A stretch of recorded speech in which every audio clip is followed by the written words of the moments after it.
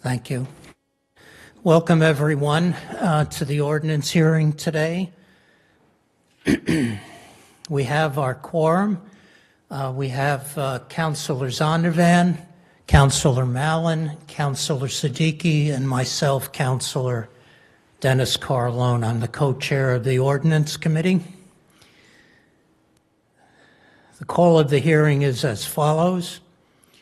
The Ordinance Committee will conduct a public hearing to discuss a zoning petition filed by Melissa and Christopher Grippo and others to amend the zoning ordinance by adding, at the end of section 5.30.11, a sentence that reads, notwithstanding the foregoing, in Industry B District, a hotel use, section 4.31.2, shall be governed by the second number, 4.0, for purposes of determining the maximum ratio of floor area to lot area.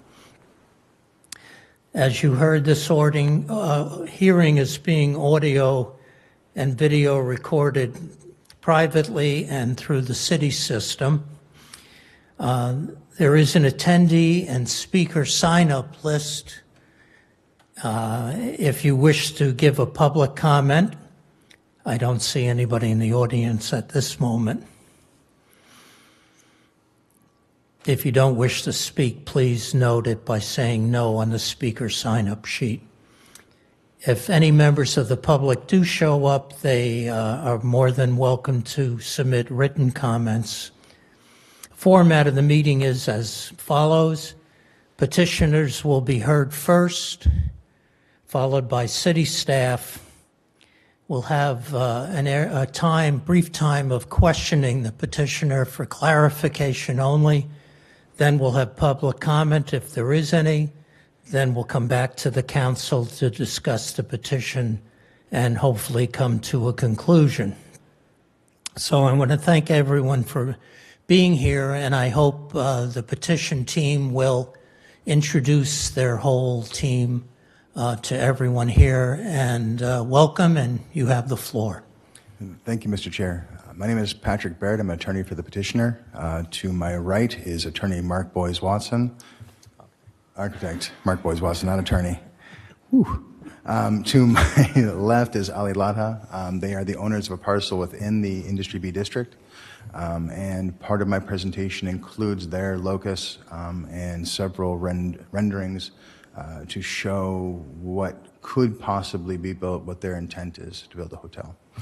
I want to acknowledge and say thank you for understanding my current circumstance that I will have to leave this meeting abruptly, but to go next door. Mark Boyes-Watson will be staying in attendance to answer any architectural questions you may have. Our presentation, do you mind if I sit? This seems pretty comfortable here. In the Industry B District, East Cambridge, sort of abuts it. This gives you an idea of where it is on our map. And since 2001, after a citywide rezoning where the hotel use was put as a 2.75 as a means to incentivize residential building, literally no residential building has taken place in this district in almost 20 years. However, commercial development, there have been 3 large ones, all of which have been above the 4.0 FAR. There was a carve-out in a neighboring, in a side lot district, which I can get to you there, where they carved out a 3.2 specifically for larger commercial buildings. So there's a bit of a precedent for larger commercial. However, that carve-out is for commercial. The hotel use is still, on our use table, a residential use. So it's sort of slipped through the cracks as far as being able to attain that higher FAR. This sort of gives you an idea of what industry would look like in 2001, right before the rezone. This is what it looks like after the rezone. It's entirely the same area, except for a parcel on Main Street where the Pfizer building was built in 2016. The petitioner owns a lot in the district and wishes to build a small independent hotel. Under the current FAR constraint of 2.75, that becomes extremely difficult. During our planning board presentation, which I will say the planning board gave us a very favorable opinion on this change, residential development in this district is complicated and not necessarily ideal given the large industrial uses that surround it. It does abut the neighborhood areas, and which is why hotel use we feel is probably the best way to connect the two districts. We met with the East Cambridge Business Association. We had several members of the community come to that meeting. Business owners at Kendall One who were absolutely amazed and grateful for the fact that we were going to bring an active use to this area. Because right now, around 5 o'clock, it pretty much dies down. You have Kendall One, which has a few restaurant areas, but for the most part, there isn't much activity there. And this slide, which if you can see it, you are very good. It gives you an idea. You can look online as well as in the paper filing that it gives you the FARs of all the lots that are in this district. There's 28 of them. There's a handful of very small parcels. I think there's 2 or 3. But by and large, almost every commercial development that's been there is a 4.0, there's a 5, there's an in-between. So while we've had the constraint of a 2.75 FAR, no one's built under that. This brings me to another point relative to hotels. We do have 2,400, give or take, a unit, short-term rentals in the city that we kind of know about. Currently, there are only 212 registered with ISD. Another interesting fact is that of all of our hotel rooms in the city, this short-term rental use comprises 25% of what is deemed the overnight stay space. So we have 8,000 keys. You've got 25% of that is from short-term rental use. Part of what we feel is important is that this particular use is going to draw out at least a handful of these Airbnbs that are not registered. I listed 2 here, which are the bigger ones. This is the Watermark Building and 3rd Street Apartment Building, which at the day of my planning board hearing, I looked up and they were both booked, but they're registered through Global Luxury Suites. That doesn't sound like a resident, but maybe a creative resident created an LLC called Global Luxury Suites. My guess is no. And Bluebird Suites. And, they've got some great ratings, but these are largely being used as makeshift hotels without being registered and without sort of flying under the color of the law. We plan on, our whole market is this demographic, the short-term rental, the Airbnb crowd, because just by the nature of the hotel itself that we were able to build, our rates are more competitive, and we have to do a lot more to draw in that crowd. And given the large demand, which we had 84% occupancy across 2018. There's over 100 nights in Cambridge in last year where we're booked. That means every hotel is booked. So the demand is extraordinarily high. We have a 65% national average for occupancy, if you're looking for a way to gauge it. Our average rate is around 272, which again is an average, so you got to know that it's significantly higher in the on seasons, but the national average is about 110. And that's with 2,400, well, 2,200 illegal Airbnbs out in the wild. It's been requested of us to show, and I think it's actually a good idea to show an example of what could be done with this zoning. What does a 4.0 give us? I know it's been characterized by some as an upzoning, though I don't feel as though that is the case because, in fact, I believe it's just a restoration to a previous condition. But the point is that we've lived in a world where it was a 4.0 for a long time, and in fact, longer than it's been not. And the results of that in that area, everyone built larger commercial because it's simply more viable. It still is more viable, which is why these smaller parcels are the only ones, if at all, will be built to the smaller hotel use. This is the locus that my clients own. It is a very small parcel where Emma's Pizza used to be, in a parking lot that used to sell used cars. I know this because I lived around the corner ages ago. It abuts Kendall One. It is a perfect spot for this particular kind of use and or what we call urban infill development. You can see from the slides next to it, The blue represents what the 4.0 grants us. So the gray is what could be built by right. The blue is the addition. It's not a significant amount of massing in our opinion. It's certainly way lower than anything that's around it. It speaks to the heights across the street as well as the Kendall One building where there are vibrant uses and businesses that quite frankly come and go because of the difficulty in drawing traffic. I think as we all know, Kendall Square is a great economic engine for the city, but for people it is not exactly vibrant in the weekend times or off work hours. This shows you it sort of against other parcels. We have a little closer view of the building to give you a sense of the street scale.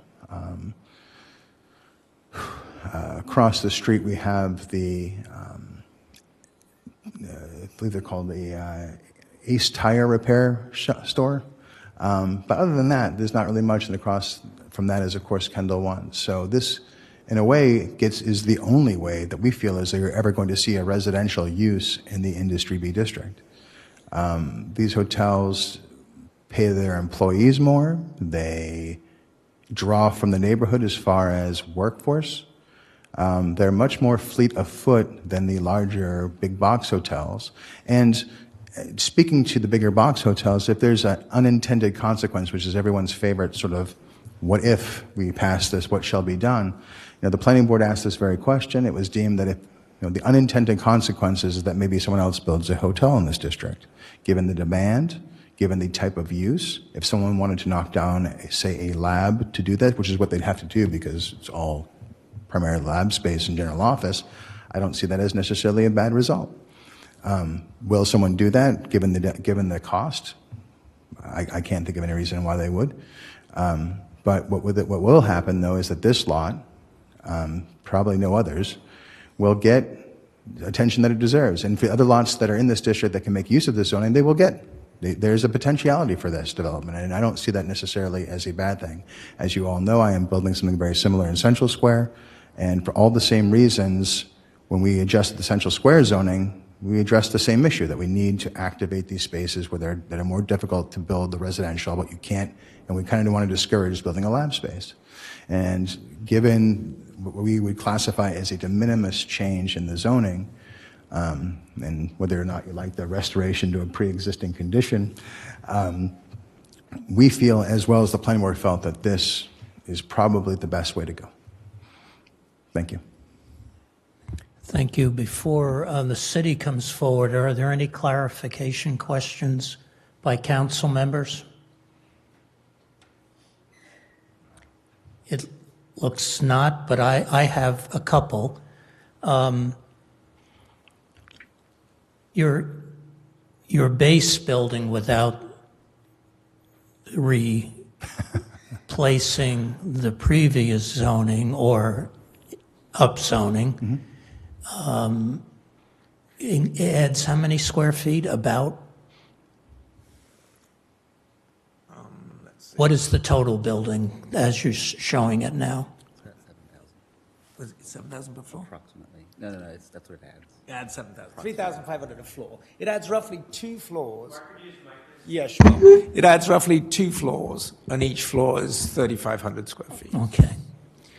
So the total building is approximately 4 times that? Yes. Correct. Yes. Okay. And I did have another question, but I can't remember it now, so I'll bring it up later. So unless there are other questions, we'll hold off and ask the city to come forth, which I know this should be a relatively brief presentation. Welcome, Jeff. Hi, thank you, Mr. Chair. Great to be here. Jeff Roberts, Director of Zoning and Development in Community Development Department. So I'll just say very quickly, the Planning Board reviewed this at a public hearing on February 26th of this year, and they discussed the proposal. They recommended adoption. Their feeling was that this is a district that's largely characterized by office and lab uses, much larger scale buildings, it's unlikely that there would be a significant change from that pattern, except on a handful of small sites, including the one that the petitioners have presented here.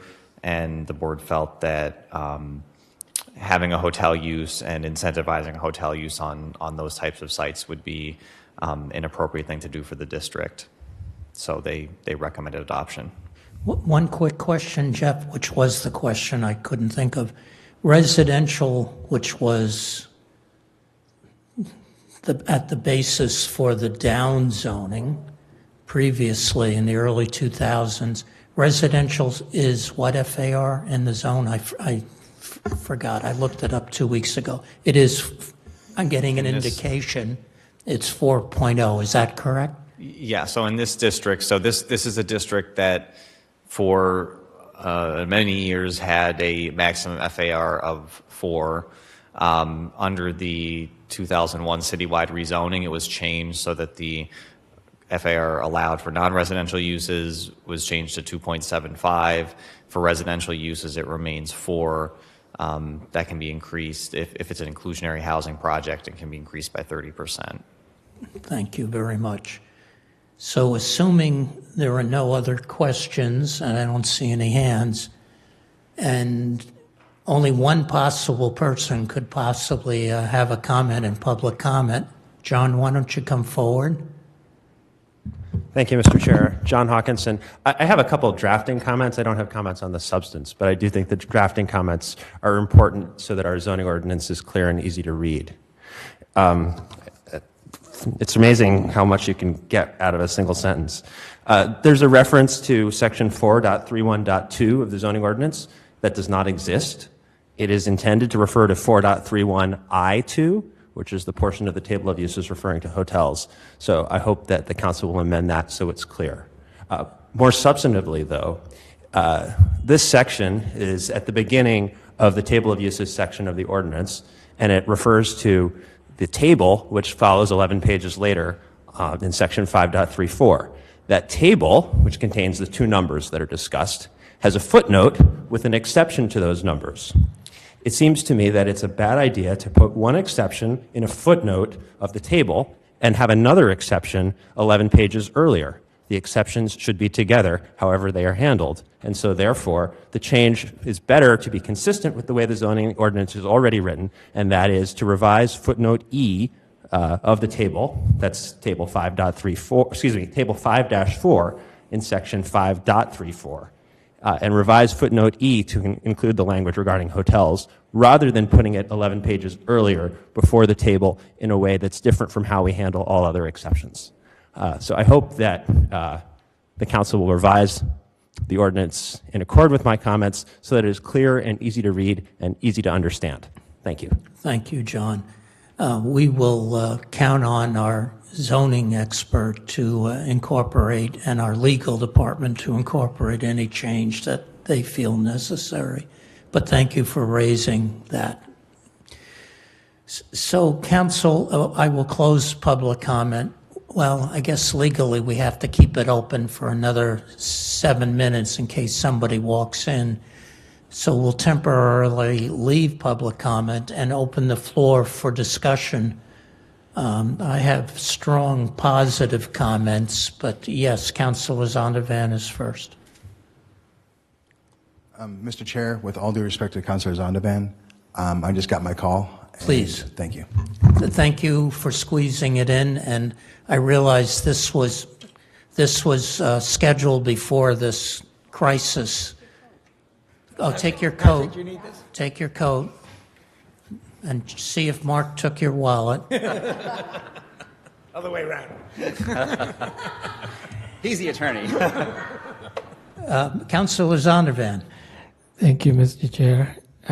Through you, I would, if possible, like to hear a comment from Mr. Roberts regarding the suggestions from Mr. Hawkinson, whether those should or should not be considered.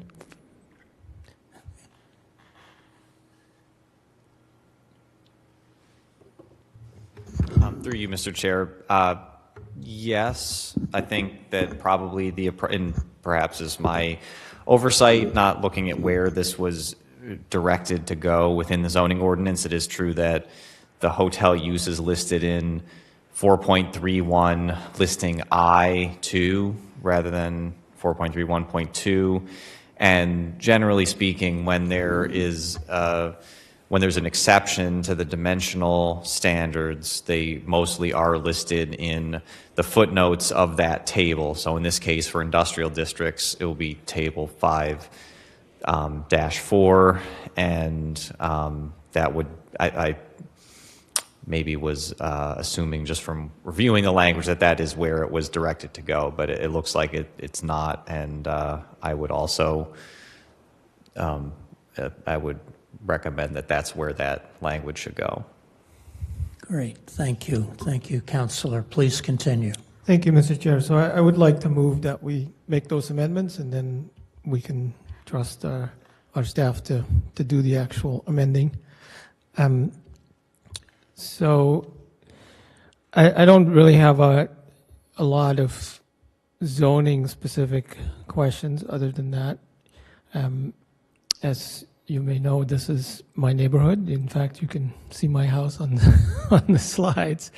And I did have the pleasure of meeting with the proponents and discussing their project. Overall, I feel very positive about it. I think it will be an improvement over the current conditions for sure. I would like to ask them about the hotel use itself. What, if any, sustainability features could be incorporated into the building? I know that's not part of the zoning, but it would be helpful to understand that. Through you, the chair.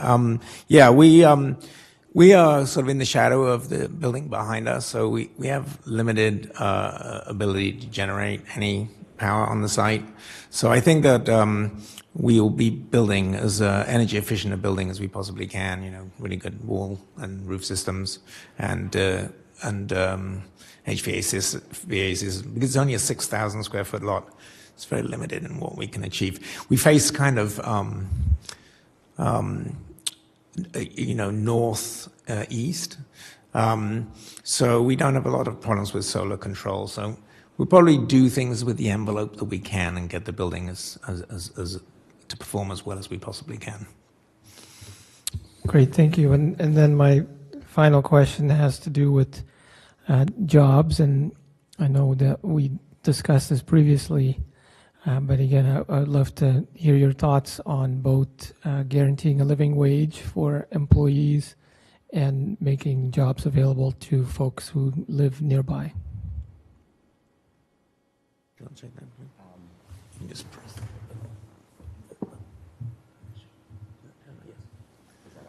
Yeah.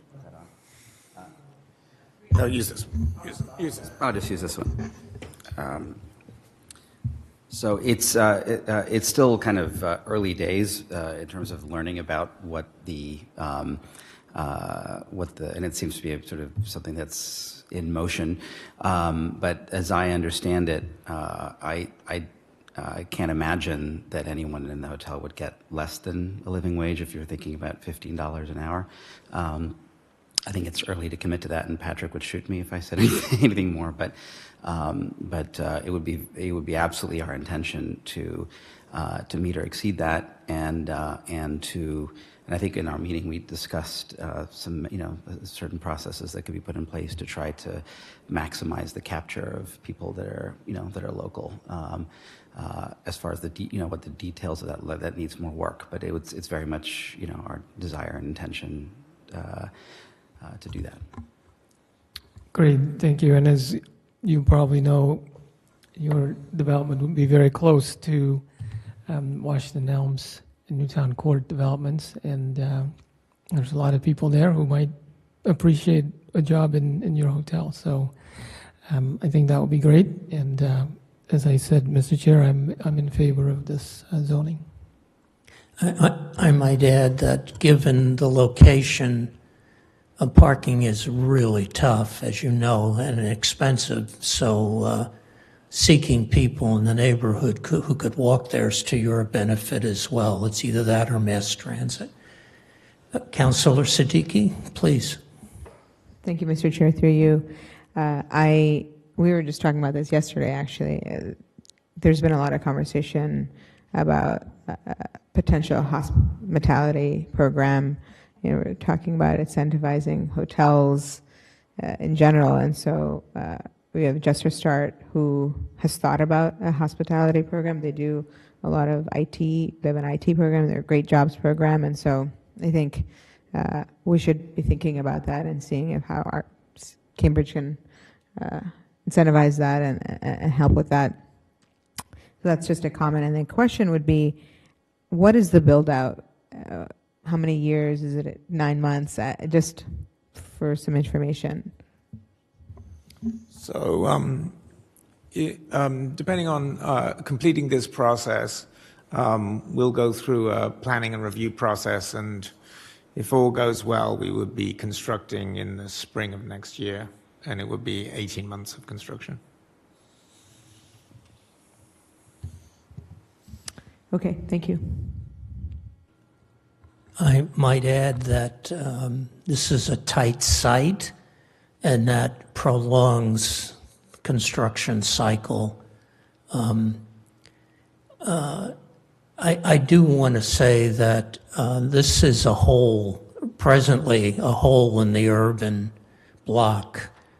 And previously a housing project was proposed, and the potential for higher quality materials and appropriate architecture is truly with this project over housing. If I remember correctly, it was concrete clapboard, or at least a portion of it was.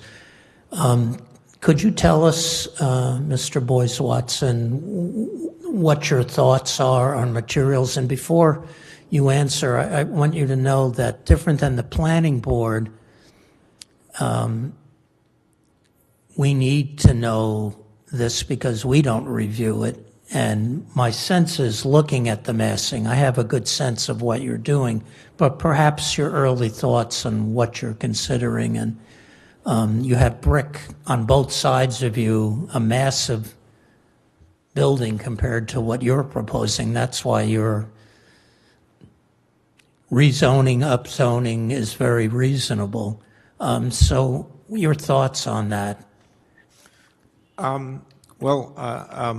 Yeah, I appreciate your comments on that, and in the sense that you had said that this building has the ability to restore the kind of the urban wall, the wall that creates the public space, and actually it's benign on this site because, and it's partly what makes it good as a hotel use, is it has quite a lot of frontage but very little area, and actually you need that for the hotel rooms. And it also means that we can spend a little bit more money on the facade because actually it has one facade that faces out. So we are hoping that we can use high quality materials, a fair amount of glazing because there are a lot of rooms, so that generously windowed. We're thinking that if you think of the spirit of the adjoining brick building, it's kind of dull. So we are thinking of staying away from brick, but having some gravitas to the facade so that the building has a masonry kind of feel with windows in it, and probably bay windows, or a sense of a bay window. So we're thinking of it as very much a building that speaks to being inhabited by people, so that's the contrast to all those lab buildings. And that it has a patina, a scale that has, the interesting thing about a hotel is it's sort of halfway between a residential use and a commercial use. So I think that the fenestration has that opportunity. So we're thinking of it as almost like a classic European hotel. And that's exactly that size, actually. We haven't really refined exactly what that is yet, but that's the design intent. I think it will do well to contrast a little bit with the very dour building either side of it. So it's almost like if you think of the business school campus or something, we are like the stucco, we're not going to be stucco, but the stucco buildings that accent the brick buildings. We think of our building as being the accent to that building.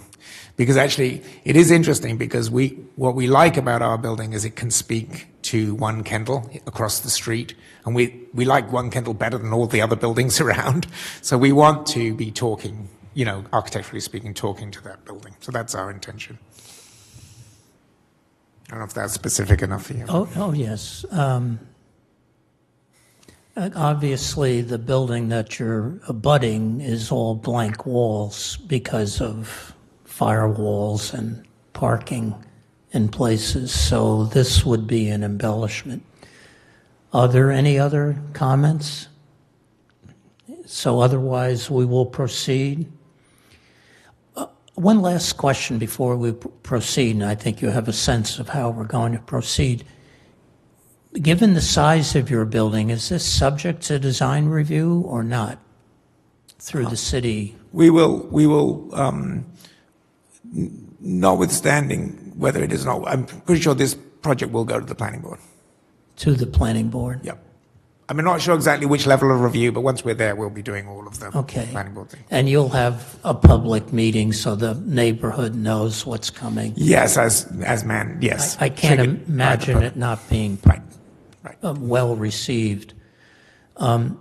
So I propose that we refer this to the full city council with a favorable recommendation. All those in favor say aye. So, We also have to move the amendment. Yes, I heard 2 as amended, but we didn't amend. We made a motion to amend, we didn't vote on it. Okay, first let's vote on the amendments, which basically recommends that Jeff look at the organization of the written petition, and we all trust Jeff immensely. All those in favor of the amendments, say aye. So that's unanimous. And all those in favor of referring to the full city council with a favorable recommendation, please say aye. As amended, say aye. We finally got it done. Thank you for coming. We're looking forward to this structure. It will make a corner be more urban and fulfilling at the same time, and that doesn't always happen, so we appreciate that. Thank you. Thank you for coming. Thank you.